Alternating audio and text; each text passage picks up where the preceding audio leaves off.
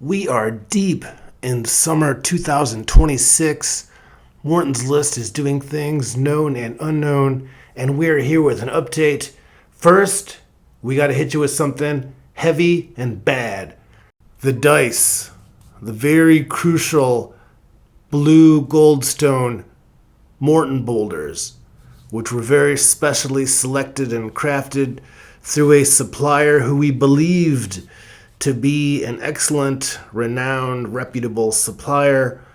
The dice are completely missing. They were confirmed they cannot be replaced by the company at no cost due to them feeling as though they concluded their part of the shipping obligation, which in our assessment was very lackadaisical. So that is the status of the dice. We do not like to hit you with bad news, but this all comes on a very unusual omen. As some of you recall, the last Twitch quest we had was a 13, which is very rare. On top of all that, the gathering of the Juggalos will not have an official Morton's List presence. There will be unofficial events there. DCG will be doing their Morton's List tournaments as they do and as they have done, with various prizes and fun things on location for those at the unofficial Morton's List tournament with DCG. But due to factors mostly related to actual physical geography, as explained by the very high-level event coordinator, who you all know and love very dearly for putting on the Gathering of the Juggalos, this year the vendor area is unknown and spaces are much more limited than previous years, and our location was not guaranteed. So that is a factor for this year's Gathering of the Juggalos, which we will not be attending. We will do parallel Juggalo events at that time to keep entertaining for people who aren't going to the Gathering Juggalos, people who want to do quests in real life or on Twitch in that window. So that is three very unexpected developments to kind of hit rapidly. What is going to happen next is we are actually locating ideally a better supplier who will actually have more robust shipping protocols to ensure that a very valuable, very difficult to produce shipment of dice is not so easily left somewhere with inadequate confirmation of its retrieval. No matter what, these dice will be made. The dice are now taking longer to produce than previously expected, which pushes the Kickstarter rewards back, which is the real, truly sad part of this, which I was hoping not to have to announce. But that is where we are with this current piece of information, as the dice are the most crucial part, in fact, of the entire Boulder of Dreams Kickstarter. And it would have been foolish to think that they would be so easily found or so easily delivered. We will get you your dice, but not these dice. The prototype, I've been taking it to conventions, I've been taking it to various events, I've been rolling quests with it whenever I have a chance to, and it really rolls powerful results, I'll say that. Between it's rolled a series of 17s and now a big 13, and definitely at Origins it was delivering very significant quests. We'll talk about that in a moment. So all of that is really very much the bad. Those three things that have hit all in rapid succession, not unlike a super wave of unexpected kind of announcements that aren't the kind that you want to expect. Like, surprises most of the time are exciting and good, but definitely surprises include things that one does not necessarily want. But this is definitely a tragedy for everybody who was anticipating dice and the Kickstarter rewards this fall, as we had anticipated delivering them to you. Now the dice will take longer to make. The manufacturer is not coming through, and this is putting us in the realm of what can happen to Kickstarters. It's true, but obviously we like to maintain a very high standard here in which we don't fall into the pitfalls of some of the other Kickstarters, but that's where we are, and that's what we have to face at this time.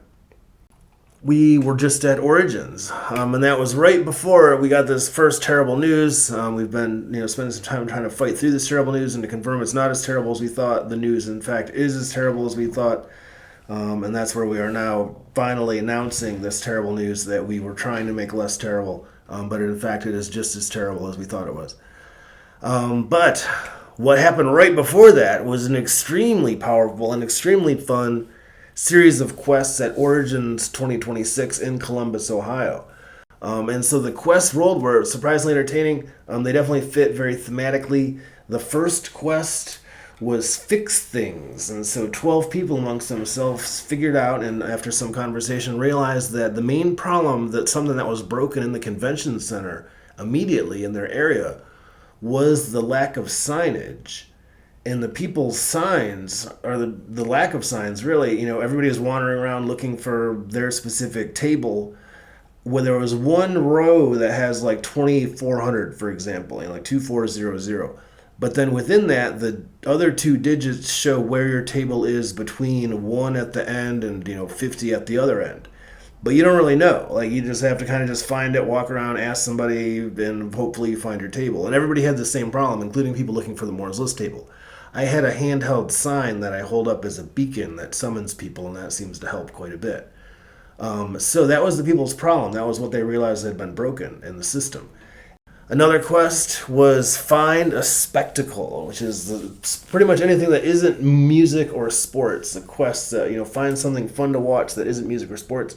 And so we realized that our old friends, Amtgard, always have a spectacle on hand in which there are people over there fighting with boffer weapons and people running amok of every level of athleticism. So we went over there and we're enjoying some of that spectacle. Before long, we got swept up into it, and the next thing we had all signed waivers and got boffer weapons, and then we're all actually on the battlefield in a mass Amtgard-style battle royale, in which everybody is fighting. I was personally killed by two 12-year-olds working in tandem. They completely outdexed me. There was definitely lots of heroicism. It was pretty entertaining rules where you can lose a limb and then you kind of like you have to like kneel or whatever. You can't hop around. They did not want me hopping around. They were concerned that you could injure yourself, which I thought was kind of funny. But it's definitely some pretty true spectacle, true boffer weapon combat, and definitely part of all that. The third quest was kind of a circular quest in which there was actually an early Morton's List quest. There was a very elaborate Family Feud style game in our early years of doing quests or doing quest-like actions at Origins Game Fair. And so we had a very elaborate kind of, Family Feud style thing with a huge board or whatever.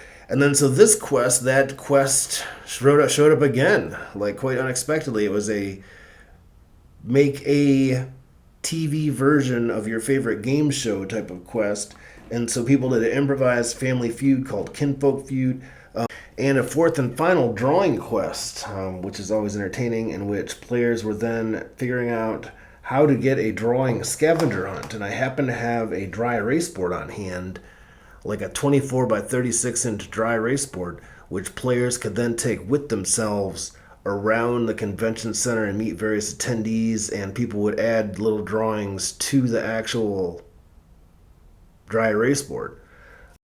If you have a local store, if you have a local hobby store in your area, stop by and ask them if they have Morton's List. If they don't, tell them Morton's List can send them a one-sheet and they would be happy to talk to them and we can be in touch.